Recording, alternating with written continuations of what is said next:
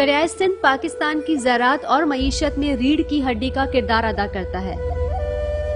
वहीं इस दरिया से लोगों की पीने के साफ पानी की जरूरियात भी पूरी होती है, खुसूसन सूबा सिंध में जहां पर जेर जमीन पानी के नाकाबिले इस्तेमाल होने की वजह से दरियाए सिंध पर इन्हिसार बढ़ जाता है।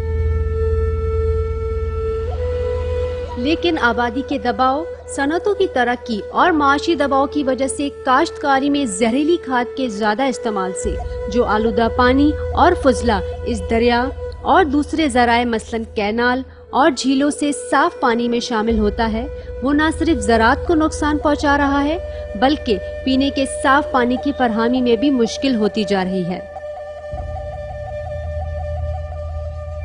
लेकिन नाकस ड्रेनेज सिस्टम और मुतलका इदारों की गफलत की वजह से सूबा सिंध के 2 बड़े आबी ज़खायर यानी हमल और मंछर झील तबाह हो रहे हैं और वाटर लॉगिंग की वजह से ज़रई जमीनें भी नाकारा होती जा रही हैं।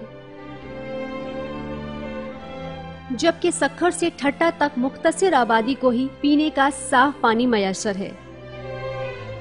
इसकी वजूहात में जहां अवाम का गैर जिम्मेदारी से इंसानी और हैवानी फजला को साफ पानी में नकास करना है, तो वहीं एक बुनियादी वजह ये भी है कि पिछले कई सालों से सूबा सिंध को कम पानी फराहम किया जा रहा है और दरिया में साफ पानी के कम बहाव की वजह से आलूदा पानी के मुज़र जुज़ियात तहलील नहीं हो पा रहे,